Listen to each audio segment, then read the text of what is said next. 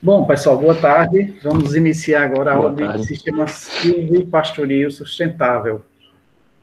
Esse é um tema muito importante e interessante para a agropecuária brasileira, né? No momento, a gente está discutindo bastante no Brasil inteiro e está tendo vários cursos. Boa tarde, professor. Boa tarde. Quem é que está falando?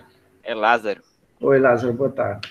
Então, a gente iniciou essa disciplina em 2005, ou foi 2006 que eu fiz a proposta, né, para o curso de zootecnia, 2005, eu acho, e entrou no currículo como uma disciplina opcional, né, eletiva, a partir de 2007, por aí, mas foi uma grande dificuldade de estar passando essas ideias. Depois, teve a pós-graduação de bovino de leite também, que eu dei essa disciplina, exatamente essa de sistema silvopastoril sustentável, mas aí as discussões eram muitas, né? Depois passamos para outro pós-graduação de zootecnia sustentável, esse último agora, que foi o ano passado, né? Então já houve uma outra discussão.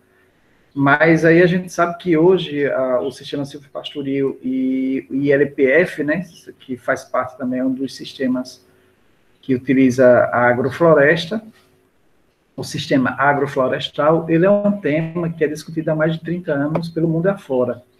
E a Amazônia e a América Central, eles vêm trabalhando há mais de 20 anos com esse sistema, exatamente pela existência já de floresta. Aqui nosso problema, como já foi tudo destruído, a maioria das coisas, é a gente reflorestar. Mas onde ainda existe floresta, como desflorestar e permanecer com o mínimo, né, de árvores para que a ambiência animal ela continue uma ambiência que dê condições de que o animal tenha uma boa produção, sem também que seja necessário a gente destruir tudo que foi construído pela natureza. Então, é nesse sentido que o sistema silvopastoril tem esse nome silvopastoril, silvipastoril. Então, a palavra... Tá dando para ver aí? Silvo, essa palavra silvo aqui... Tem, professor. Vou colocar outra coisa.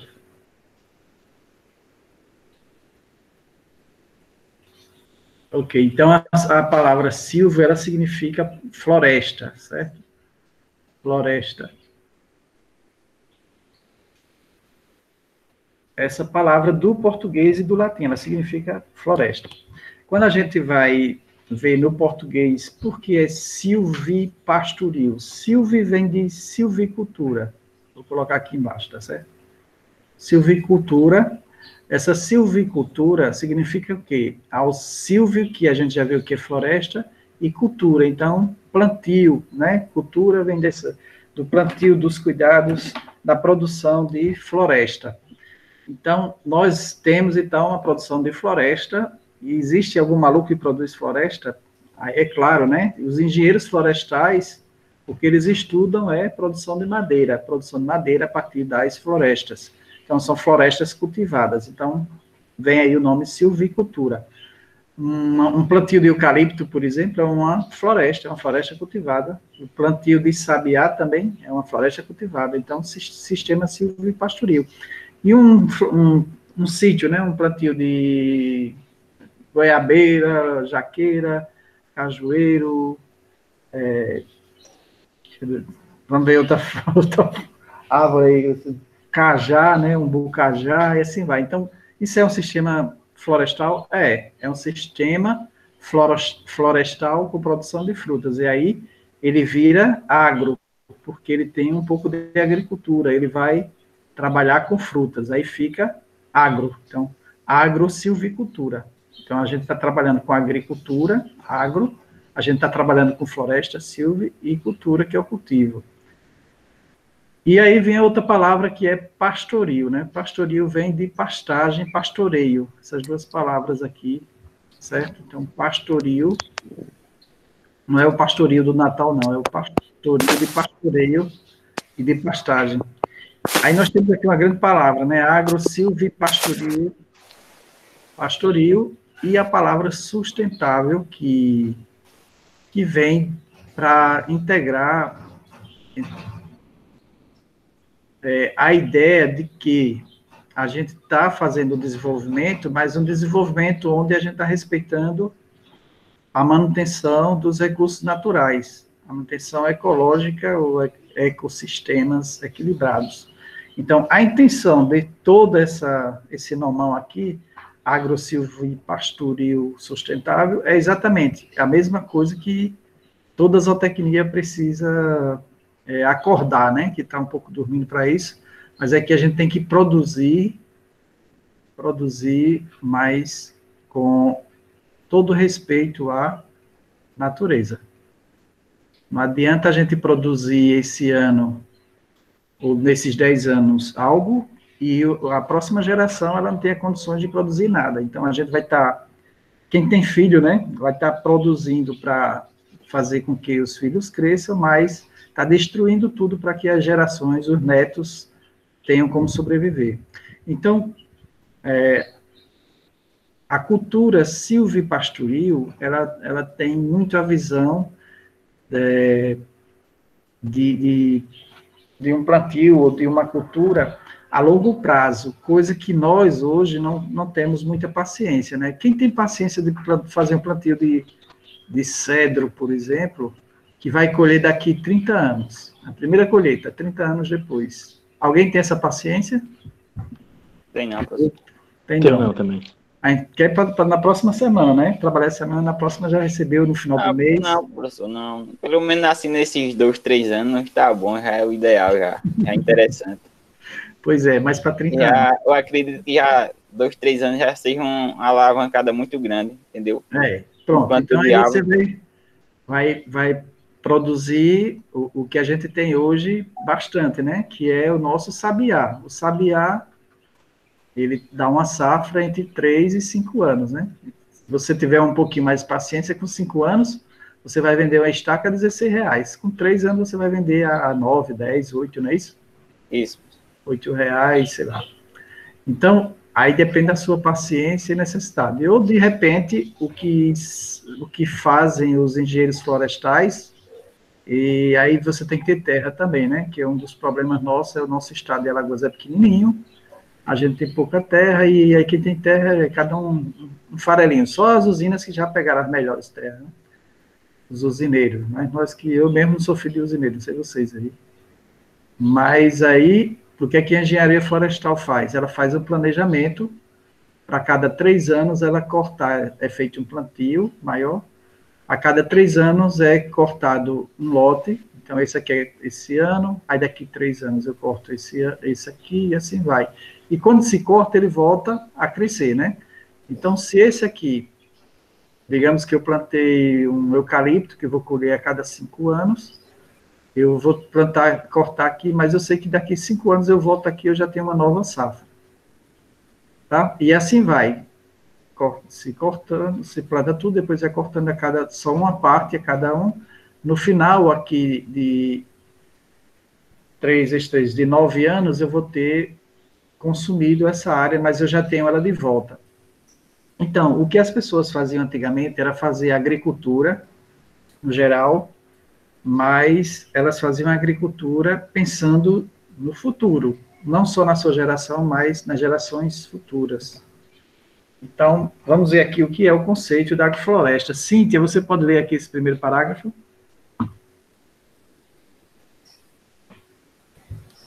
Acorda, Cíntia. Tá dormindo, professor, ela. Eita. Dê um beliscão nela aí que ela se acorda. Vamos lá, lê então, Lázaro, depois a Cíntia acorda aí, ela vê o próximo. A agrofloresta é um sistema de manejo de recursos naturais, dinâmico, baseado na ecologia, que diversifica e sustenta a produção por meio da integração de árvores nas fazendas e na paisagem agrícola, visando aumentar os benefícios sociais, econômicos e ambientais para os usuários da terra, em todos os níveis. Agora essa sigla aí... Pronto, aí é quem escreveu, né?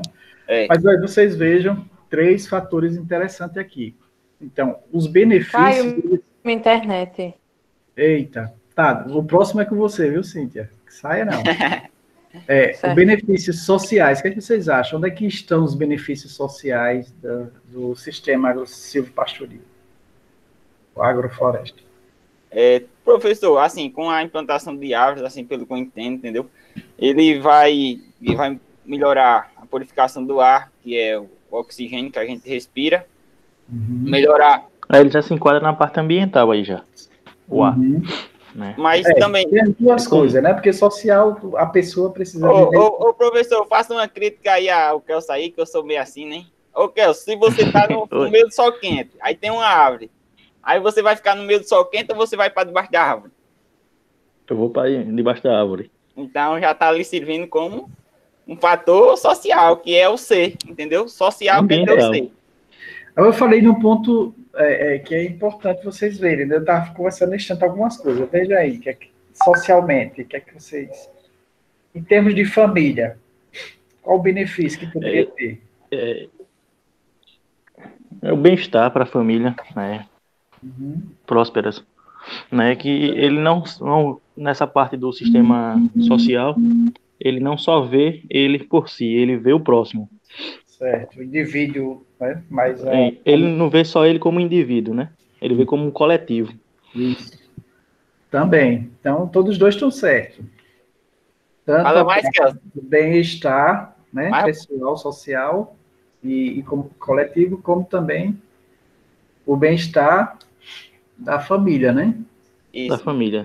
Mas o Kelso está certo mesmo, professor. Aí porque é um pouquinho complicado aí a pessoa interpretar esse benefício social. Aí, o econômico. O econômico, ele está vinculado ou dissociado do social? Ele é tudo vinculado aí, é tudo... Isso aí é tudo... Professor, acho que esse econômico social é vinculado também, viu? Cíntia, caiu, foi a ligação do... não estou vendo professor, assim. estou ouvindo. Ah, tá ouvindo, né? Fale também. Ela é só um ouvinte agora. Você não precisa ouvir, não. Você está participando. Tá. Eu acho que o sistema econômico silvopastoril, ele... A relação... Diga aí. Diminui os impactos ambientais negativos. Econômico em questão de... Por exemplo, fazer sombra para os animais. Uma coisa que a gente não pode colocar, gastar dinheiro colocando sombrite ou instalações. Isso. Enfim. Esse aí está falando de ambiente, né? Ambiente, Ambiente. Certo. Diminui a temperatura, né? Diminuição da temperatura, ambiente. E econômico, o que é que vocês não colocaram ponto ainda, o point.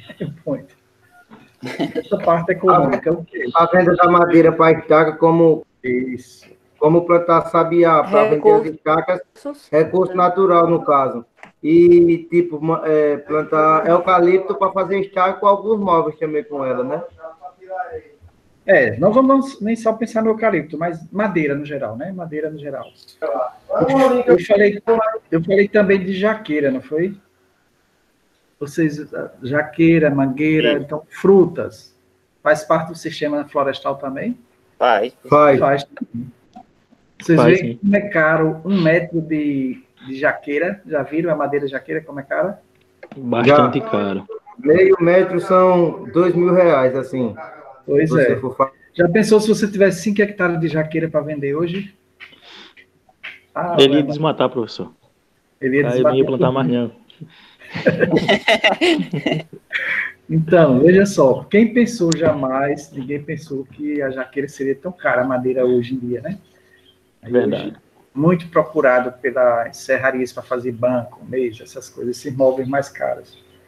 Então, mas é isso, a jaqueira, quando era criança, o povo fazia as portas de casa, era tudo feito de jaqueira, só que tinha muita jaqueira, hoje já matou quase tudo, né? Mas veja só, nós temos 3 pontos importantes aqui. Os benefícios do sistema silvopastoril são sociais, eles vão beneficiar a família, e aí passa da família, como nossas gerações são individualistas e também imediatistas, a gente não pensa no futuro, nas próximas gerações, mas se a gente pensasse, todo ano a gente plantaria árvores para as próximas gerações. Então, quem tem filho, pode nascer o filho, plantava 1 hectare de terra para quando ele completasse 18 anos. Já pensou que presente, 18 anos, você ganhar 3 mil pés de jaqueira para vender, para fazer o seu casamento, o enxoval? Tá eleito ele. Né? Aí, veja só, economicamente, o econômico aí está ligado diretamente à renda, não só da madeira, que a gente só está falando da madeira, mas aí a gente tem a pastagem e tem também os animais, né? O sistema silvipastoril agroflorestal, a gente tem também os animais. Então, o fator econômico, vem a madeira, vem a pastagem, que você pode inclusive vender feno, vai dar alimentação aos animais, e vem o resultado dos animais, e também, se você tiver fruta, no caso da jaqueira, da mangueira, da laranja, dessas coisas todas, a gente pode ter também resultados temporários das frutas, né? Se eu tivesse 3 mil pés de jaqueira, eu poderia vender as jacas todo ano, né? Também, para Ceasa, para quem precisa, né, de jaca, para fábrica de polpa de fruta, essas coisas todas. Então, o resultado econômico também, ele é algo viável. E os animais que eu criasse ali também, eu tenho um resultado, ou seja, eu posso ter bovino, posso ter ovino, caprino, galinha, porco, tudo isso pode ser criado dentro de floresta, né? Dentro de uma área florestada. A gente usa a palavra florestada, desflorestadas, ou com mata ou desmatada, tá certo? O nome mata e matada são nomes populares. O nome correto, assim, mais científico, poderíamos dizer, seria floresta e desflorestar.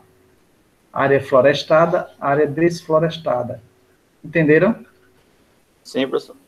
Entendi. Ô, professor, aquele sistema que estão fazendo agora, que é pecuária e floresta, é pecuária sustentável. A agenda atual dele é o ILPF, né? Integração lavoura, que é isso mais? Pecuária e floresta. Isso. A maior moda, né? O ILPF é apenas dos estilos da agrofloresta. É uma agrofloresta com sistema silvopastoril, é isso. Só que botaram esse nome agora para chamar a atenção, né? A Embrapa lançou há uns 5 anos atrás e está a maior propaganda, mas nada mais é do que agrofloresta. Bom, a questão ambiental, aí que nessa questão ambiental a gente só está vendo em relação à árvore, mas aí a gente tem também o solo, as plantas no geral, tá certo? A conservação do solo e a melhoria da fertilidade do solo, as plantas, a continuidade da diversidade de plantas, animais, aí nós temos animais também, tanto os que vamos produzir como zootecnicamente, o zootécnico, e os animais nativos. Por exemplo, um pé de jaca, ela pode servir de abrigo para um ninho de passarinho, de rolinha, de carcará, de anum, do que quiser, né? Ela também serve para lugar para abrigo de vários insetos, répteis, catenga, lagartixa e vários outros insetos, que às vezes a gente acha que ele não tem importância nenhuma na natureza, mas ela tem, todo animal e todo ser tem uma função na natureza, ninguém está aqui por acaso, né? Tem uma função. Às vezes o inseto ele existe somente para servir de alimento a um pássaro, para que essa espécie de pássaro ela exista. Né? O rato existe porque o rato mas se não fosse o rato, ele alimenta a cobra, ele alimenta aos gaviões, a águia, um monte de animal se alimenta de rato. Então, o preá é a mesma coisa, ele serve de alimento. Então, os nichos ecológicos, eles estão todos interligados, é uma corrente. Né? E é uma corrente que, quando a gente destrói aqui o que acontece com a corrente? Ela se quebra. E aí eles começam a atacar a plantação, a casa, tal. Por que o rato vai para casa, vai para isso, vai para aquilo? Porque o habitat dele foi quebrado. Né? Se foi destruído um elo da corrente, essa corrente vai se partir. E aí a gente tem um desequilíbrio ecológico. Então, todo desequilíbrio ecológico, como aquela nuvem de gafanhoto que a gente está ouvindo falar, né, que não é a primeira, já há mais de 30 anos que tem nuvem de gafanhoto, aquilo é muita coisa também. Então, as nuvens de gafanhotos, elas nada mais são do que o resultado do desflorestamento, ou seja, a gente produz uma única cultura, como trigo, aquele caso ali era do trigo, né, trigo, aveia, então, uma monocultura, quilômetros e quilômetros só de uma monocultura. Se tem uma praga de gafanhoto, de lagarta, então ela tem alimento, quilômetros de alimento, para comer e para reproduzir. Então, uma agilidade danada, né? Uma fêmea de gafanhoto, ela põe 400 ovos, imagine, 10 mil fêmeas produzindo 400 ovos cada uma. Então, a quantidade de gafanhoto, a mesma coisa é lagarta, é cigarrinha. Então, as pragas, elas existem por causa, a maioria das vezes, por causa das monoculturas. Desde a do Egito, aquela praga que é citada na Bíblia, que foi exatamente por causa do trigo. Se não tivesse trigo, não teria praga, né, nenhuma. Então, as monoculturas, elas são antigas, mas elas causam os desequilíbrios, porque a gente repete a mesma planta e a mesma praga para se desenvolver naquele ambiente.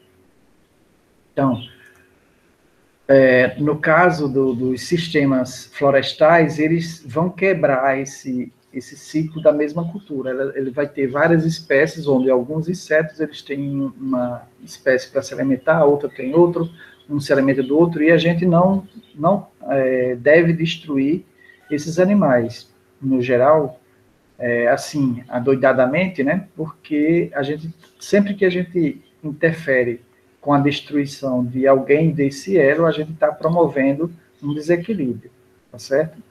Então, o equilíbrio é a floresta. Vocês já viram alguma floresta com praga de lagarta, praga de gafanhoto, alguma coisa desse tipo? Não existe, nem de,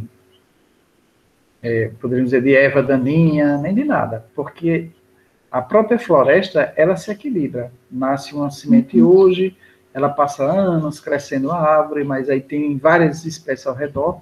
Foi visto numa floresta tropical como a nossa área aqui, ela tem uma faixa de por hectare, então, onde é que tá aqui? Por hectare, nós temos cerca de 1.000 espécies de árvores. Então, imagine a quantidade, a diversidade, a biodiversidade também, assim, de árvores, certo?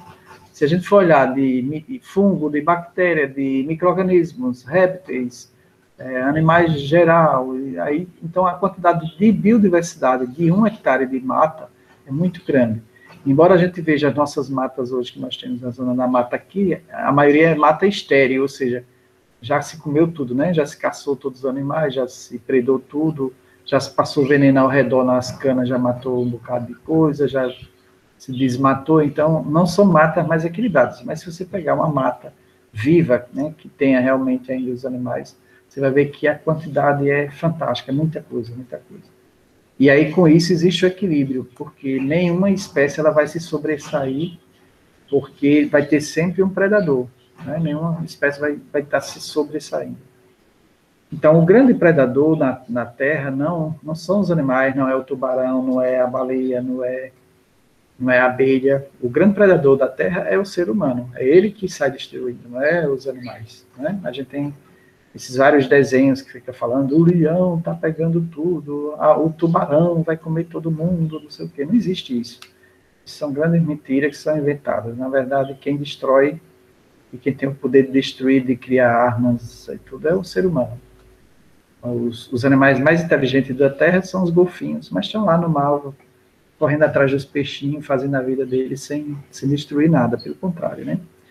Nós não somos os seres mais inteligentes da Terra, mesmo assim, destruímos tudo. Vamos lá. Sistemas silvopastoris são uma das modalidades de sistema, e tem a Cíntia, né, que vai ler. Vamos lá, Cíntia. Esqueci. Isso. Sistemas silvopastoris são uma das modalidades de sistemas agroflorestais. Resumidamente, sistemas silvopastoris são sistemas nos quais forrageiras ou animais e árvores são cultivados simultânea ou sequencialmente na mesma unidade de área. Certo. Então, olha, resumidamente, o sistema silvopastoril vai ter o quê? a produção de forrageiras, né, animais e árvores. Então, nós temos 3 elementos principais aqui. Quais são os 3 elementos principais para se ter um sistema silvopastoril? Aí nós vamos ter as forrageiras, nós vamos ter os animais, nós vamos ter as árvores, tá certo? Então, esses 3 elementos, eles estão unidos e interrelacionados, ou seja, as plantas forrageiras, elas estão unidas aos animais, é elas que vão alimentar praticamente mais os animais, a principal fonte de alimento. Os animais vão dejetar, né, vão urinar e defecar em cima das forrageiras e no solo, que vai virar alimento novo para a forrageira, vai, através dos minerais, vai levar também umidade, ela vai pisotear o solo, que vai estar aqui, que vai também ter uma influência sobre a compactação ou não, e as árvores, elas também estão normalmente sombreando a forrageira e vai estar sombreando os animais, vai estar soltando folhas que os animais comem. É interessante ter sempre árvores também que tenham folhas que sejam comestíveis. É uma mistura de árvores comestíveis e não comestíveis, é interessante para esse sistema. E nós vamos ter as árvores também interferindo, caindo folha no solo, que vai adubar o solo, que vai servir de alimento também, ou de minerais para as forrageiras. E outra coisa que é muito importante que as árvores fazem é o seguinte: elas têm, normalmente as forrageiras, os capins, eles têm raízes que chegam somente a 30 centímetros. Já as árvores, elas têm raízes que vão a 3 metros, a 1,5 metro, vão buscar minerais lá embaixo, onde as forrageiras não vão. Então, esses minerais, eles vêm, formam as folhas, que depois caem. Então, os minerais que estavam a 4 metros, eles são levados para as folhas. Quando essas folhas caem, esse mineral vem para a superfície do solo e vai ficar disponível para as forrageiras. Entenderam? Então, a árvore, ela faz essa ciclagem de retirada não só dos minerais, mas ela traz água lá do subsolo, ela traz também minerais do subsolo, que vão depois ser disponibilizados no sistema mais para frente. E é claro que uma folha, uma árvore, ela passa normalmente 1 ano, a cada ano aquela folha é renovada. Mas aí, quando ela cai, ela vai ter alguns meses para retornar, para se mineralizar, né? Os micro-organismos do solo vão transformar em uma forma mais simplificada. Ela vai estar numa forma orgânica, complexa, mas com a quebra dessa forma complexa, orgânica, ela se mineraliza, e essa mineralização faz com que haja uma ciclagem dos minerais de novo, que vão fazer parte de novo daquelas partículas do solo. E aí, com isso, as raízes vão conseguir absorvê-las e retornar para outra planta. Ô, professor, Oi. Então, no caso, deu para entender que com a queda dessas folhas é bom para o solo, porque vai ter matéria orgânica, no caso, né? Com a matéria orgânica, solta os minerais que é necessário para o solo, para a alimentação das forrageiras, né? Isso. E também o que é importante é o quê? Que esses minerais, elas foram buscar com as raízes longe, onde as plantas herbáceas, né, os capins, por exemplo, quando é só uma pastagem, os capins não vão buscar. Né? Então, ela tem essa vantagem também de buscar água, e com a água traz os minerais profundos, que estariam perdidos lá, não seriam utilizados jamais pelas forrageiras, pelos capins, né? Porque a raiz de um capim, ele vai chegar a profundidade de 50 centímetros, por aí no máximo. 50 centímetros, ele se raiza mais para os lados e faz aquele pouquinho, aquela cabeleirazinha, né? Mas aí não tem a profundidade de uma raiz de uma árvore. Ok, posso passar esse? Pode, tá bem explicado. Pode. Bom, então vamos lá. Quem foi que não leu? Kelson, vamos lá, lê aí, Kelson, vocês primeiro. Quais as funções das árvores? Aí você vai falar aí um pouquinho sobre as árvores. Kelson? Eu dou de barriga, professor, né? Não, peraí, estou aqui. Vamos lá. As árvores são subutilizadas nas propriedades rurais. A arborização das pastagens permite repovoar de forma ordenada a área de pastejos e céu aberto. Quer que eu comente, professor, nessa parte aí? Ou o senhor comenta no final? Quer que eu comente ou o senhor comenta? Pode ler tudo. Depois a gente comenta. Para proteger o rebanho dos extremos climáticos e ainda obter serviços ambientais e diversificação de produtos florestais e pecuários. Comente agora, pode comentar.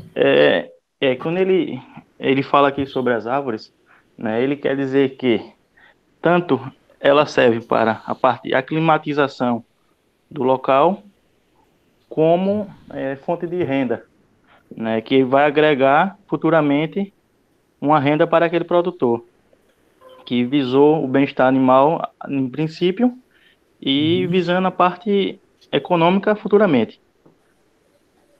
Certo. Quer dizer, nós temos um resultado em melhoria da climatização, né? São serviços ambientais e uma melhoria econômica também, não é isso? Isso. Pela diversificação dos produtos florestais e pecuários. Então, quais são esses produtos florestais? E quais são os produtos pecuários que nós vamos ter como serviço?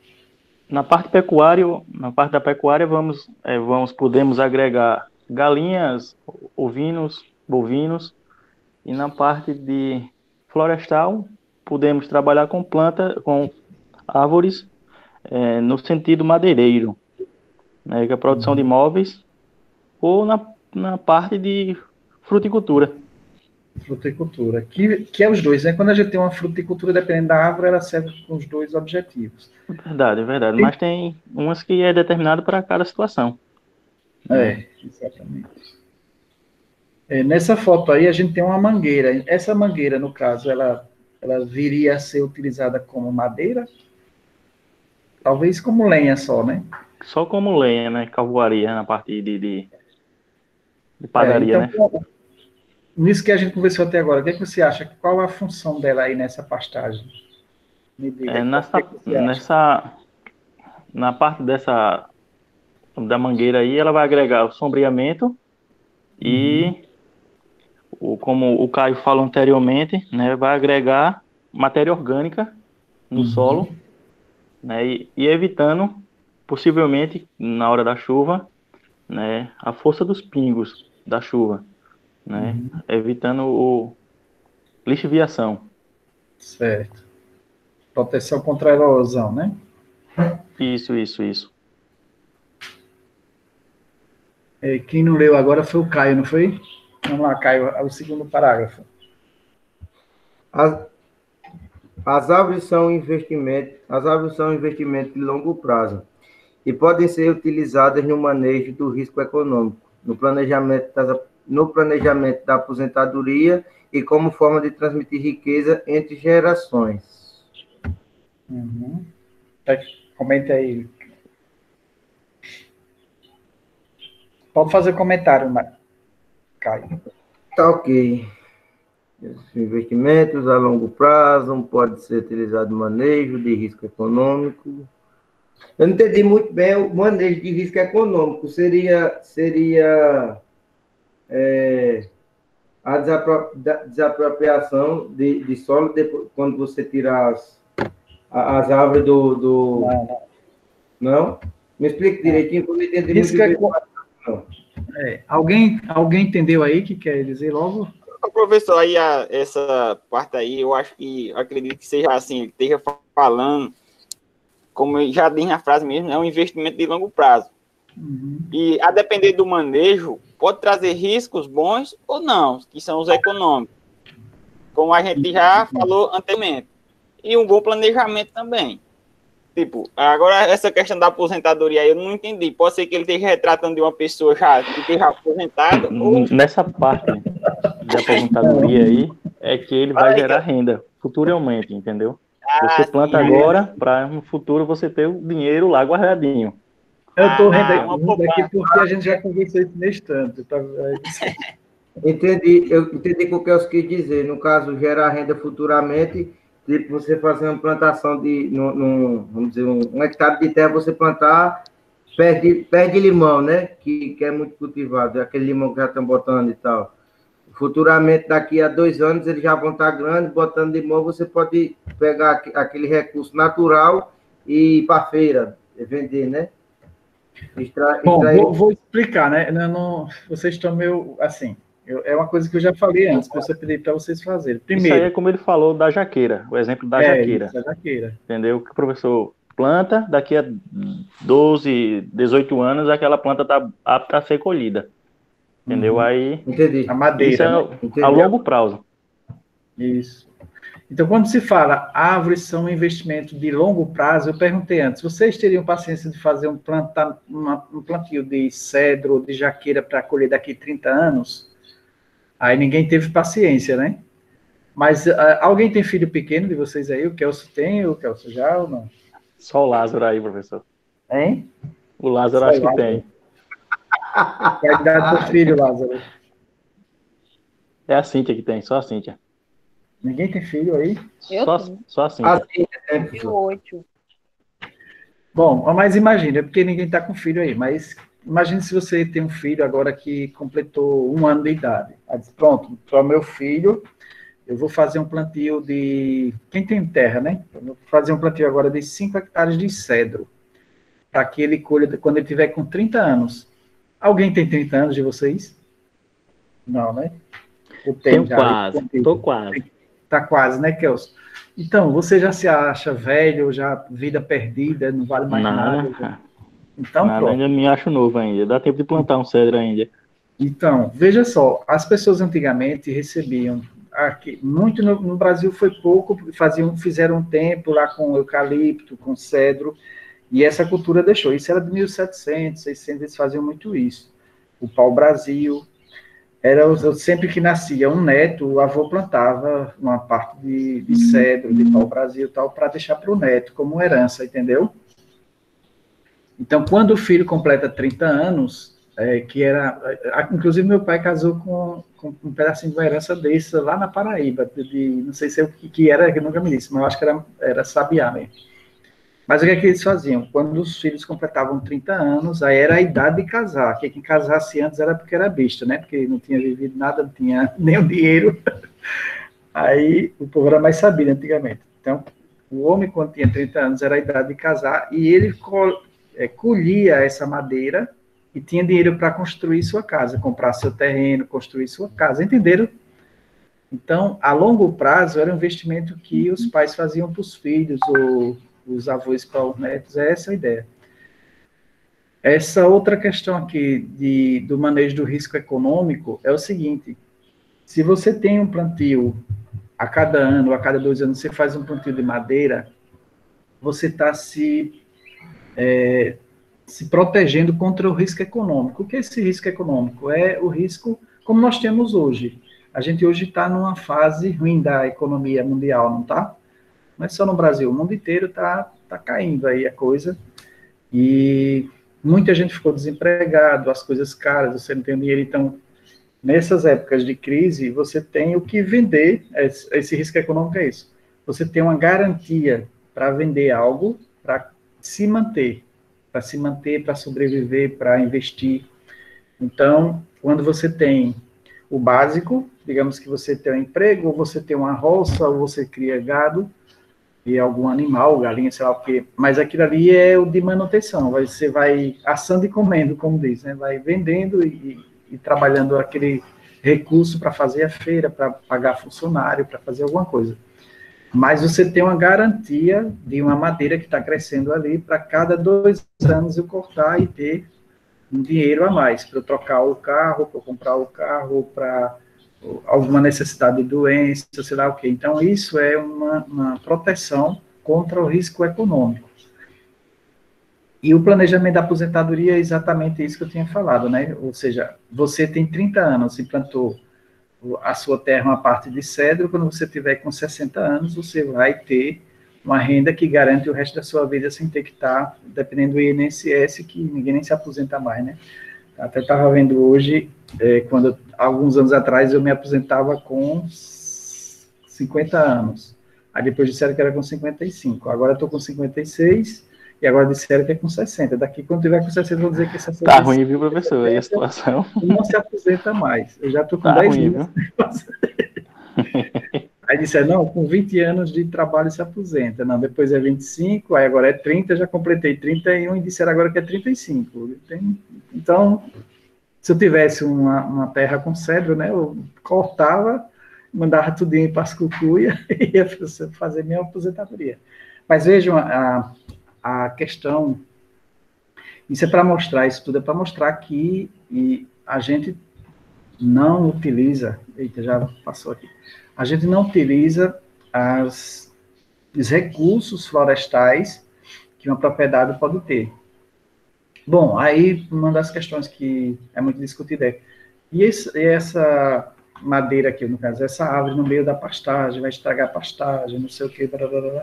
Bom, se você tem pouca terra, que a maioria hoje em Alagoas tem pouquíssima terra, então a gente pode afastar ou ter áreas pequenas ao redor, deixando sempre áreas abertas para fazer a roça, para fazer plantio de algo tal, mas que a gente pode usar essa área com floresta, né, com plantas, com jaqueira, com o que for, também para produção de animais, porque também vai aumentar o sombreamento, vai melhorar a ambiência, vai diminuir a temperatura, que é bom para os animais.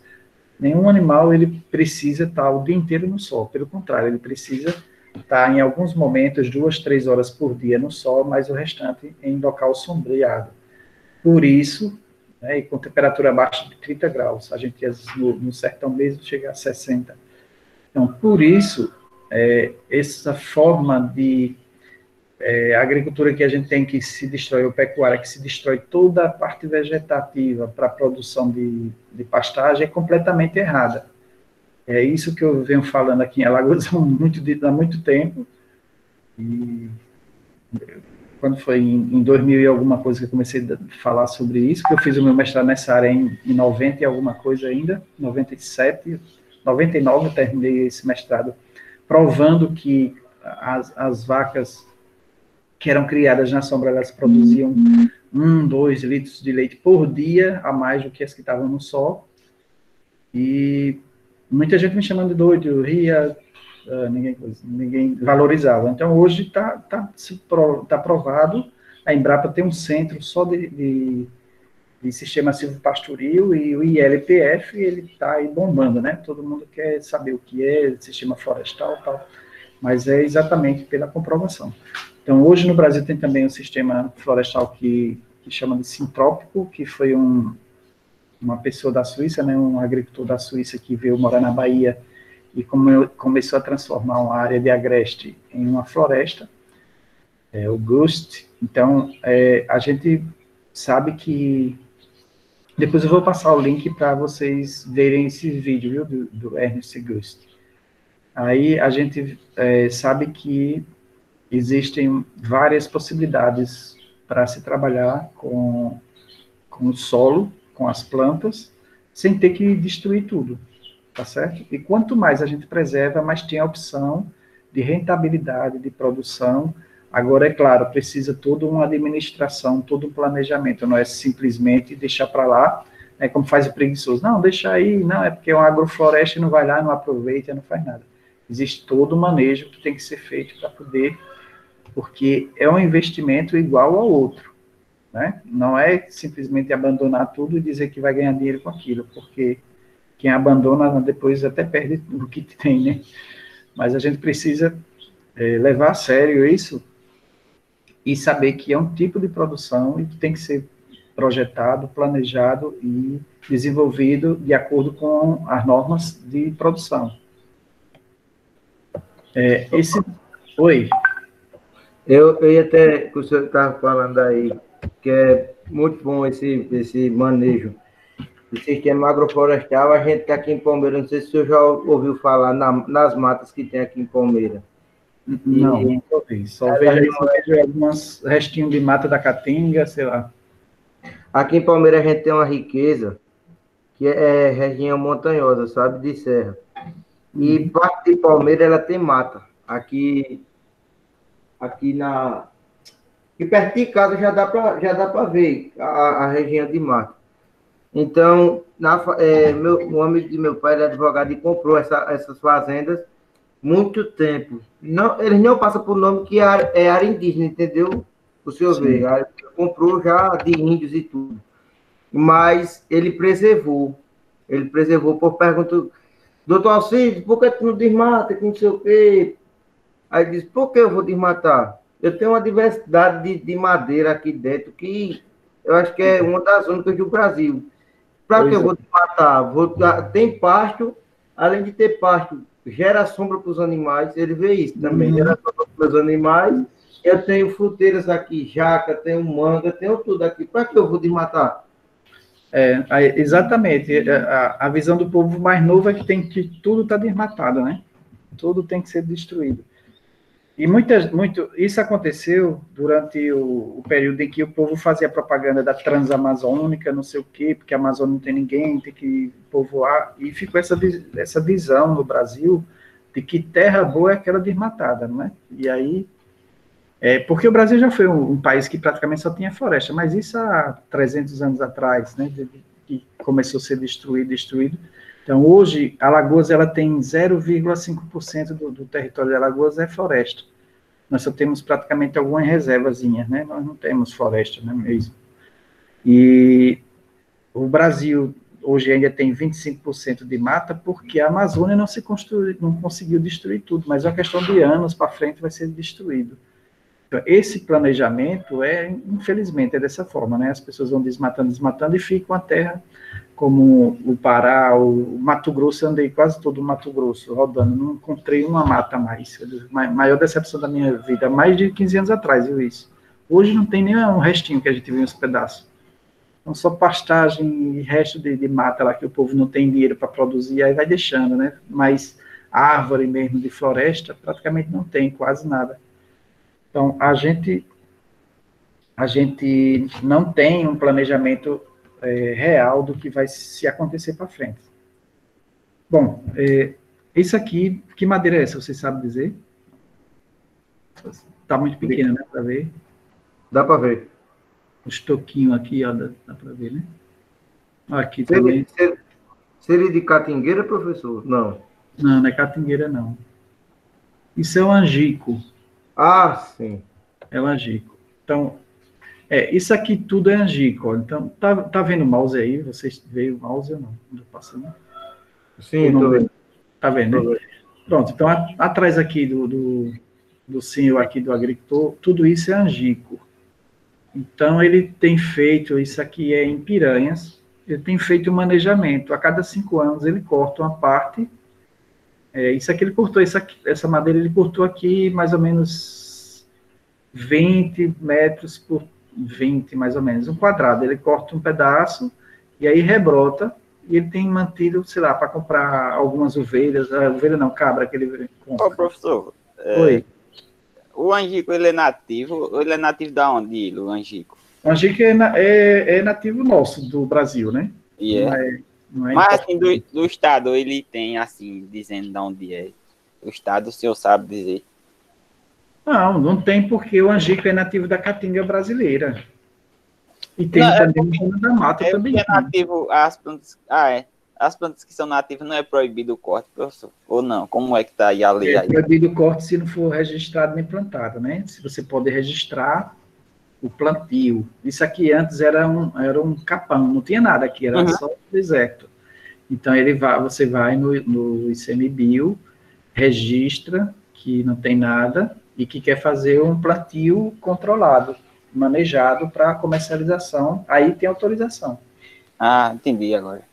Você tem que registrar o plantio, aí a cada corte você também vai registrar que está cortando e ganha certificação e tudo mais. É muito burocrático, mas é possível. Entendi. Agora, o que acontece no sertão, no geral, né? As pessoas chegam, desmatam e vendem clandestinamente de noite lá, quando aí levam uma multa e fica aquela confusão, né? Mas existe realmente a forma de você fazer legalizado, tá certo? É pedido um estudozinho de impacto ambiental antes, mas aí o certo é você registrar o plantio. Ok daqui? Tá, professor. Tá. Ok. Bom, aí a pergunta aí, por que estabelecer sistema silvopastoril? Aí, primeiro, é necessário um planejamento cuidadoso para capturar todos os benefícios da presença das árvores no espaço rural. Ou seja, é o planejamento, né? A gente produzir sem planejamento vai estar perdendo algo sempre.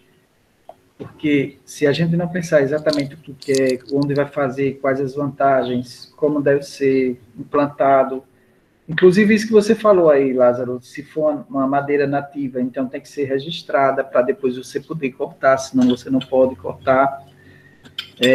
Fazer, de repente, uma mistura de árvores nativas com árvores que você possa cortar sem problema. Tem que ser feito tudo isso planejadamente e, se possível, registrado, né?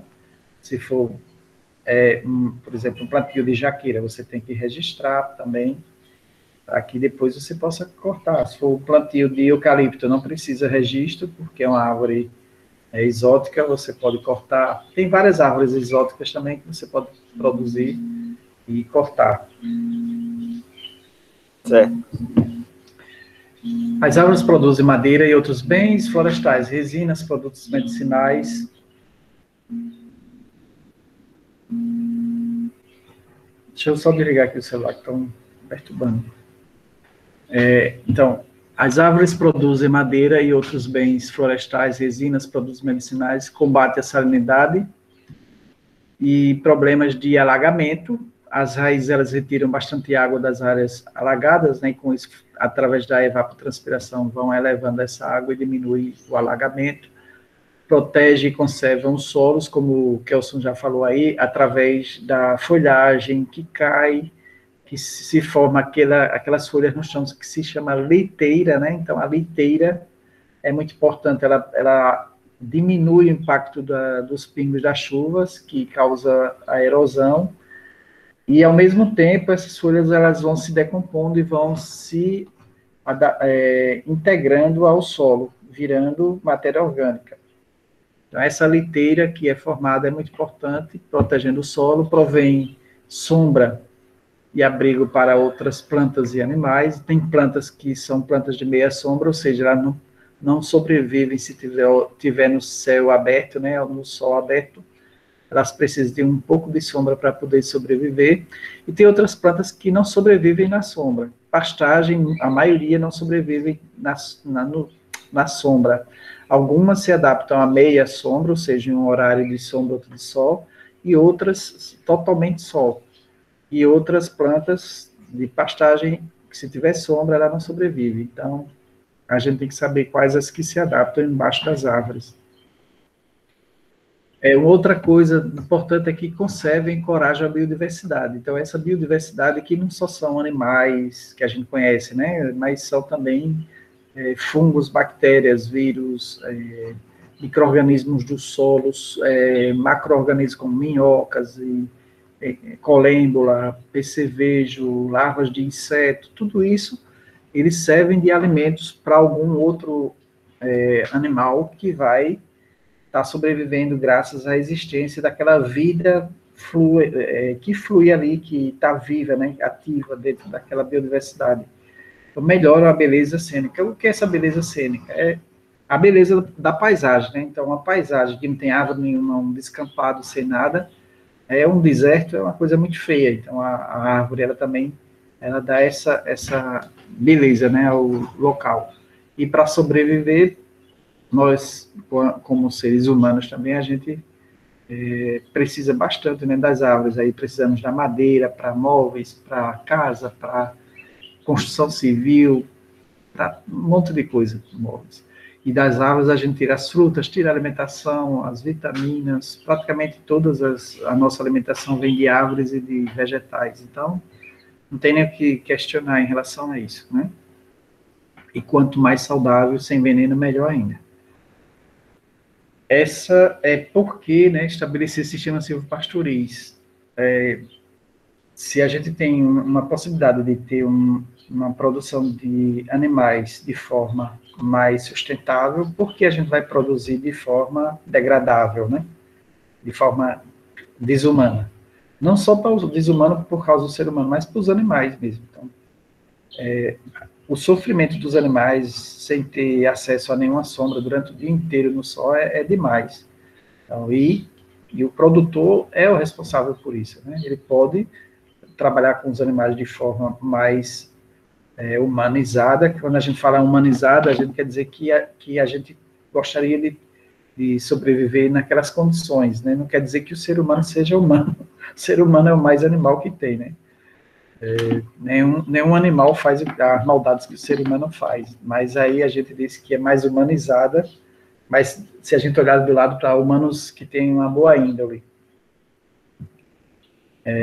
Então, os sistemas silvopastoris, eles têm esses grandes benefícios para a natureza, né? Tanto sociais, como econômicos, como ambientais. E se a gente estiver observando só o lado econômico, nós vamos ter resultados fantásticos, né? Porque aí a gente, a longo prazo, outra coisa que a gente tem que pensar é que, a não ser que quem já está desesperado com câncer, ou já está com Covid com o pé na cova, como eu disse, que não tem mais esperança. Mas quem tem esperança de futuro, de produção, tem que pensar também um pouquinho a longo prazo. A gente tem que pensar na nossa vida hoje, daqui a 10 anos, daqui a pelo menos 20 anos. O que é que eu quero fazer para ter uma linha de planejamento? Senão a gente ganha um dinheiro hoje e amanhã já gasta tudo, aí fica sem nada, vendo navio, né? Vendo navio passando, e nunca vai ter uma passagem nem para entrar no navio, mas a gente tem que estar sempre pensando a longo prazo para que a gente tenha coragem de investir, a gente tenha esperança de que haja um tempo melhor para frente, porque senão a gente se afunda, né? Então, muito do que acontece... Para a vida não ficar sem sentido, né? Não ficar o quê? Sem sentido. Isso, a vida não ficar sem sentido. Se a gente não tem planejamento, nem esperança, nem visão de futuro, a vida é isso mesmo, cara, sem sentido, né? A gente tá aqui para quê? Só para morrer? Não sei. Vocês sabem o que significa a palavra hedonismo, hedônio? Deixa eu botar esse palavrão aqui, que é até interessante. Isso não está na aula não, tá certo? É outra coisa, mas... vamos ver.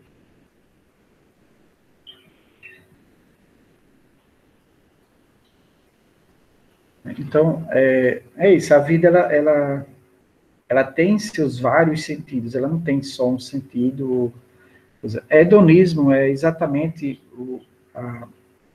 aquele estilo de vida onde você vive somente para ter prazeres, para viver pelo prazer, né? O momento todo você quer ter uma diversão, uma festa, sexo, não sei o quê, só curtição. Só curtição, pronto, é essa palavra. Então, a vida hedônica, né? Essa vida hedônica, que vem do hedonismo, é isso, a vida, poderíamos dizer que é vazia, porque ninguém vive só de prazer, você tem prazeres e momentos, mas aí chega a hora do vamos ver, né? Das cobranças. Então, talvez o filho do rei, sei lá, esse povo aí milionário, bilionário, que se acha... Eles podem ter uma vida dessa. Eles possam ter uma vida dessa, né? Mas aí vários deles se suicidam. Eles podem ter uma vida dessa. Oi. É exatamente isso que o professor está falando, que acontece... Olha, não sei, parece até mentira, acontece que eu vejo aqui, pessoalmente, essa vida que o Carlos disse que esses filhos de milionário e tal têm, eles podem ter, mas é uma vida sem sentido. Depois que ele mata, ele está com desejo agora, tipo infantil, um desejo infantil. Você está com desejo agora de ir para uma festa, você vai como eu.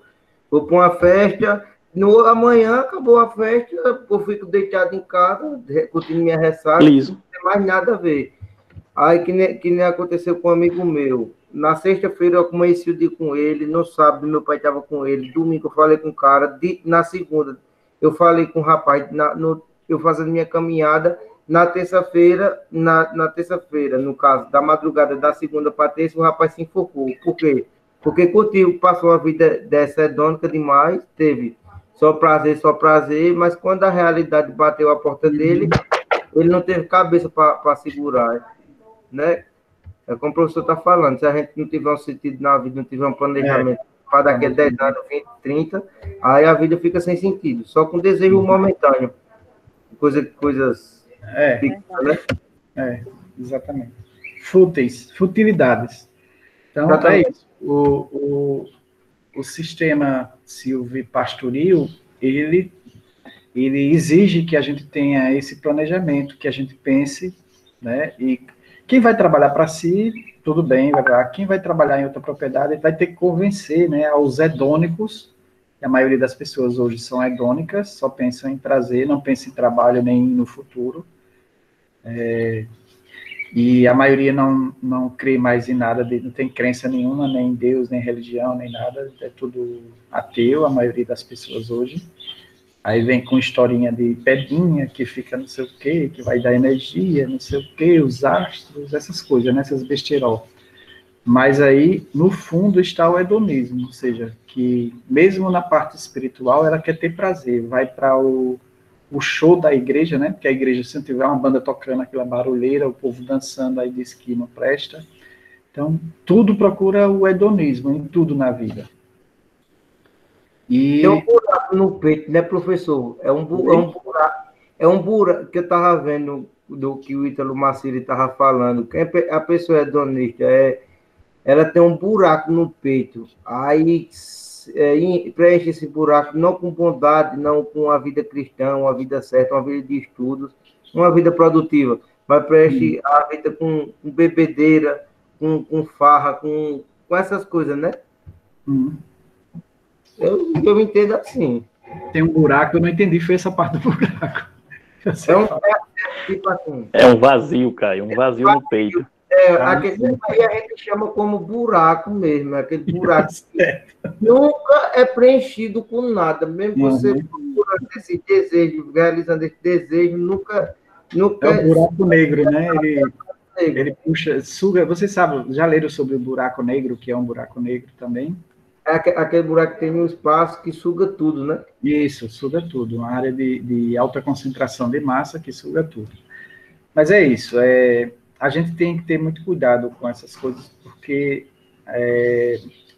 talvez a falta de um alerta, né, uma conversa dessa, as pessoas se perdem, ficam voando, tá certo? E não é assim, né? A realidade é, como diz o povo, o buraco é mais embaixo, né? O buraco é mais embaixo.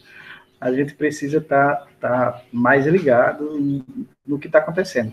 Bom, e quem vai trabalhar com outras pessoas, ou vai ser assessor, ou fazer consultoria, o que for, tem que estar mostrando isso para as pessoas, né? Não, talvez não vai ter essa conversa de hedonismo, que vão chamar de doido, mas de outra forma, de alguma forma, mostrar que as pessoas precisam fazer um planejamento familiar, inclusive, não é família porque ter filho, não é isso que eu quero falar, de investimento, né? Planejamento e investimento a longo prazo. Então, a gente precisa sempre estar pensando, o que é que eu tenho que fazer? Eu estou aqui, mas eu quero chegar aqui. Minha meta é essa distância, minha meta vai chegar aqui. Então, o que é que eu tenho que fazer amanhã, depois, daqui 5 anos, daqui 10 anos, daqui 20 anos, eu tenho que chegar aqui, é meu objetivo. Então, é isso que está falando, sabe, na maioria das pessoas, ter algo claro para a sua vida, né, para o seu investimento, para ir galgando a cada passo. Então, cada momento desse é um momento hedônico, mas o hedonismo centrado em algo concreto, né? Tá bom, vamos aqui, vamos comemorar hoje, olha, eu consegui isso, estou alegre por isso, aquilo outro. Eu consegui chegar aqui, assim vai, até chegar aqui, e quem sabe chegar aqui, né? Que a maioria das pessoas, quando você tem uma meta de chegar aqui, Deus dá um empurrãozinho aqui, ó, que você vai para cá ou lá para cima, quem sabe para cá. Então, a nossa meta, ela tem que estar clara, né? Principalmente quem já tem mais de 15, 16 anos, tem que estar já pensando nessas coisas, ou até 10 anos já. E eu estou falando muito quem tem filho, né? Que tiver filho, lembre depois dessa conversa nossa de hoje, para já ir despertando as pessoas. O que é muito importante isso, a gente saber para onde vai, ter conversas francas, tudo para saber. Bom, no sistema silvopastoril, aqui voltando, diminui os impactos ambientais negativos de destruição de tudo, inerentes aos sistemas convencionais de criação de gado. Por quê? O que é que tem um sistema de criação de gado do Mato Grosso, da Amazônia, tudo? Eles chegam, tem uma área de floresta que tem, digamos que no hectare tenha 1 bilhão de biodiversidade, juntando árvores, animais, insetos e tudo mais. Você toca fogo em tudo, aí vai criar uma pastagem que tem somente umas plantinhas aqui com a raizinha aqui de 50 centímetros, e a gente não tem mais evaporação da água que está no subsolo da Amazônia, é só uma areia, e muita água aqui embaixo, essa água precisa ser tirada, senão ela vai aumentando o nível, vai destruindo tudo, e a gente chega com uns animaizinhos aqui comendo um pouquinho, e emissão de CO2 que não tem quem absorva. Então, a gente vai ter um superávit de CO2, a gente não vai ter evapotranspiração da água para ser levado para formar chuvas, novas nuvens, e a gente vai perder toda a biodiversidade. Então, o prejuízo de um desmatamento, uma região com a Mata Atlântica, ou a mata, qualquer mata no geral, é demais, é muito grande. Então, as burrices que já foram feitas pelas gerações passadas, a gente não pode continuar querendo viver no mesmo modelo de hedonismo, de destruição, porque a gente está destruindo o restinho que falta. O restinho que falta destruir, né? Que temos ainda. Então, a minha geração, já viu pouco animal e floresta, mas quando eu vinha de Arapiraca para Maceió, eu vinha ali por Limoeiro, era estrada de barro, eu andava quase 1 hora de Limoeiro até chegar em São Miguel dos Campos, com mata de um lado do outro, via vários animais atravessando a mata. Vocês não tiveram mais essa oportunidade, nem vão ter, né? Só vem cana do lado do outro. São Miguel ali era uma grande mata, São Miguel era uma coisa fantástica, riachos e cachoeira, tudo foi destruído. Foi destruído pela minha geração de agrônomo, né? Para plantar cana de açúcar. Em 85 foi destruído quase tudo de mata do restante daquela região, para plantio de açúcar, plantio de cana. A outra questão, restauração ecológica. Essa restauração ecológica, ela pode acontecer para algumas espécies, mas a maioria, quando se destrói, ela não retorna mais. Retorna algumas espécies que ainda têm semente na região, ou que consiga, mas os animais que foram extintos, as espécies que foram extintas, elas não retornarão mais nunca, nós nunca mais as veremos.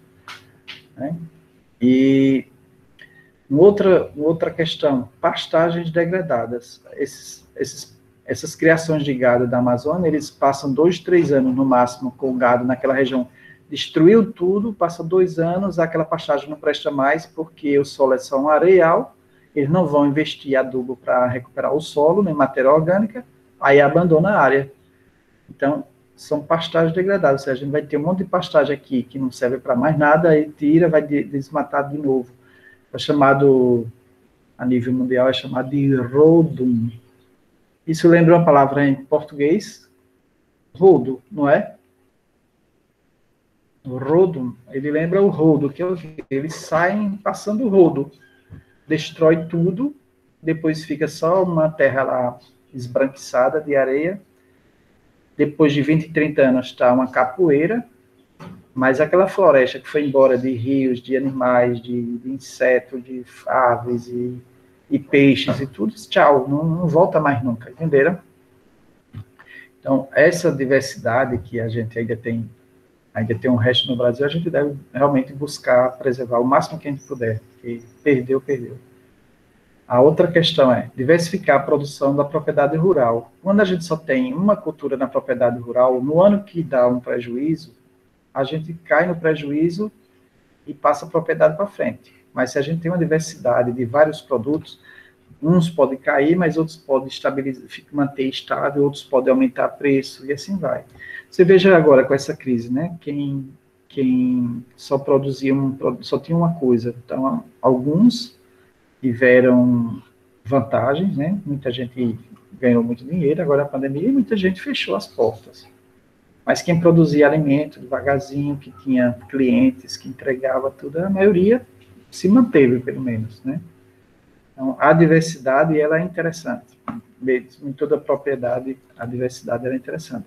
Então, se você só tem gado numa pastagem frágil, é uma coisa. Se você tem gado e madeira para vender a cada 2 anos um lote de madeira, já é mais uma coisa. Se você não compra estaca porque você tem cerca viva, já é outra coisa. Se você tem uma pastagem que você pode fazer feno também para vender, e tem árvore, e tem tudo, tem sombra, já é outra coisa. Então, os insumos externos, eles são caros. Trazer os insumos externos, aqui, ó, os insumos externos como adubo, postes, morões, para fazer cerca todo ano que se apodrece, os postes de energia, postes em geral, adubo é caríssimo. Então, tudo isso que é externo, que você precisa comprar, é prejuízo para a propriedade. E se você produzir na própria propriedade, você está economizando. Já economiza e pode produzir para vender. Então, já é entrada. Então, permite a intensificação, o uso sustentável do solo, além de outros benefícios. Então, a propriedade deve ser isso, ela deve se automanter, como dizia o povo das propriedades antigamente, eles produziam banha, não comprava óleo, não comprava nada disso, produziam óleo de sementes, produziam a roupa, algodão, produziam um monte de coisa, só não produzia grãos também. Cuscuz, né, a mandioca, o milho, o arroz. Então, o que eles compravam? Só talvez a roupa do Natal, querosene para o caminheiro, sei lá, coisa assim, ou quem tinha gerador a querosene, gasolina, a água era da propriedade, não pagava água para ninguém, energia, tinha um moinho lá que produzia energia. Então, hoje nós temos energia solar, então, o quanto mais a gente se tornar autossuficiente, né, não depender de insumos externos, melhor, porque você economiza. Todo o dinheiro que a gente paga para algo lá fora, a gente está tirando do que foi produzido internamente. E se a gente não produzir nada, só fizer uma entrada, a gente só vai depender daquela entrada. Se der problema naquela entrada, tchau, falência. Verdade. Muitas pessoas, professor. Oi? Muitas pessoas agora vivem no comodismo, né? Antigamente criavam um frango, né? Criava um frango para comer daqui a 4, 5 meses, 6 meses. Agora não, chega no supermercado, já tem o peito de frango temperado ali, né? Virou comodismo. Nem o tempero quer botar mais, né? Que eu trabalho. Verdade, já compra preparado já. Quando não compra já assado já. Professor, sabe onde é que aplica essa palavra? Esses bestas, diga aí. Sabe onde é que se aplica essa palavra do hedonismo? Sim. Nas pessoas de Santana.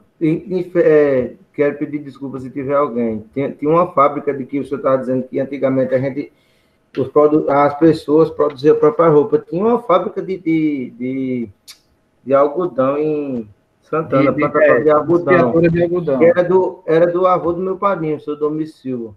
Arapiraca, Santana, no Alto Sertão de Alagoas, do Nordeste, era uma das que produzia grãos, feijão, milho, algodão. Tinha a fábrica de algodão lá, do povo comprava para fazer. Quando eu comecei a trabalhar lá, saía dezenas de carretas de feijão. Quando eu comecei a trabalhar lá na UNEAL, até 2010, praticamente, saía carreta de feijão. E o povo meu avô tinha uma oficina de solda de máquinas agrícolas, só tinha ele aqui em Palmeiras, na região todinha. Chegava caminhão, trator, implemento de máquina para ele consertar, porque a alta produção em Santana era em Santana, Major, esses cantos aí era muito grande. Entendeu como é? Foi um tempo que não tinha tecnologia, mas foi um tempo rico. Então não dá para entender. Hoje que era para ser ao contrário, né? Tem tecnologia e um tempo rico, é ao contrário. Tem tecnologia e um tempo que é uma diversidade de...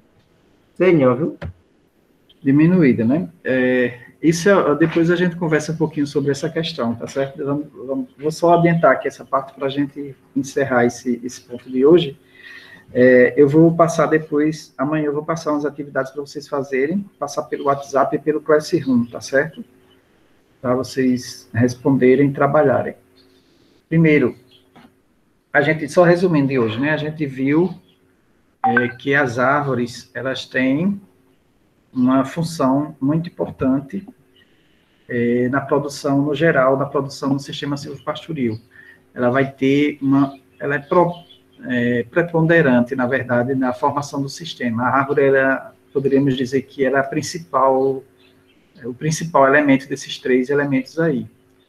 A árvore, ela vai retirar nutrientes lá lá dos solos mais profundos, ela vai trazer água e nutrientes, ela vai realizar a evapotranspiração, tirar a umidade que estava perdida, já indo embora para o lençol freático e eleva para a atmosfera para aumentar a umidade e promover chuva, não no terreno aqui direto, mas mais para frente aquela água que ela tirou vai se transformar em chuva, ou vai cair no solo, no sereno em algum momento. Aí depois nós temos a pastagem, que pode ser nativa, pode ser plantada, pode ser arbustos também, da caatinga, né? A caatinga, no inverno, ela fica uma beleza, cheia de plantas de tudo quanto é jeito, espécies, de várias famílias. Então, nós temos a pastagem como importante, e aí na pastagem eu poderia dizer também que o solo é muito importante, porque está diretamente ligado à pastagem e à árvore, e, por último, os animais. Infelizmente, a gente tem visto que a maioria dos produtores de Alagoas tem produzido somente bovinos, mas aí, quando a gente fala em animais, vamos pensar dos menores aos maiores, tá certo? A gente tem suínos, coelhos, preá, tem galinhas, tem porcos, pode ser criado lá solto também. Praticamente ninguém cria mais porco solto, mas é um tipo de criação. Os europeus ainda fazem muito essa parte de criação do porco na pastagem.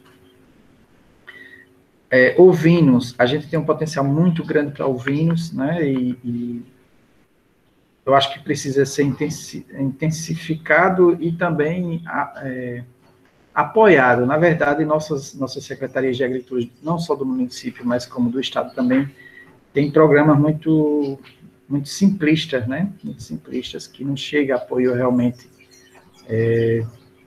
contínuo a quem precisa.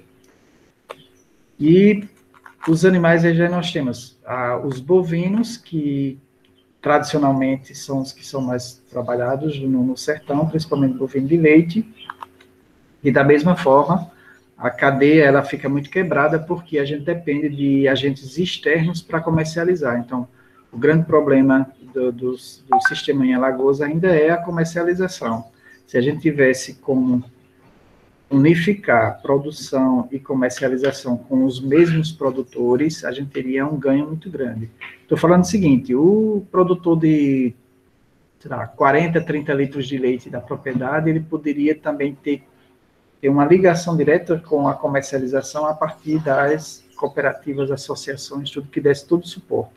Mas, infelizmente, as cooperativas que a gente tem tido sempre... As cabeças que ficam à frente, né, são aquelas... a política, na verdade. O povo mistura com política e acaba destruindo todo esse pensamento do cooperativismo. Isso, Caio nem conversa, que a gente já conversou muito sobre isso. Mas aí para frente a gente discute um pouquinho, tá certo? Então, pode deixar para ficar acabado. Deixa passado aí. Então, a gente tem... muito importante, que é para vocês vão trabalhar essa semana, vocês vão discutir com pensamento e buscando também na internet, livros, o que vocês tiverem acesso, trabalhar um pouquinho sobre as árvores, tá certo? A importância das árvores, a influência das árvores em relação ao solo, em relação à sombra, benefícios, tudo isso vocês vão pesquisar um pouco sobre a pastagem e sobre os animais. E aí vocês vão fazer um texto somente de um parágrafo ou dois da relação deles, 3. Como é que a árvore está relacionada com a pastagem, como é que ela está relacionada com o animal e vice-versa, tá certo? Então vocês vão pensar, vão pesquisar e vão desenvolver um textozinho de meio parágrafo, ou de meia página. Professor, no caso, o senhor é aí o ciclo entre os 3, né? Isso. A relação entre os 3.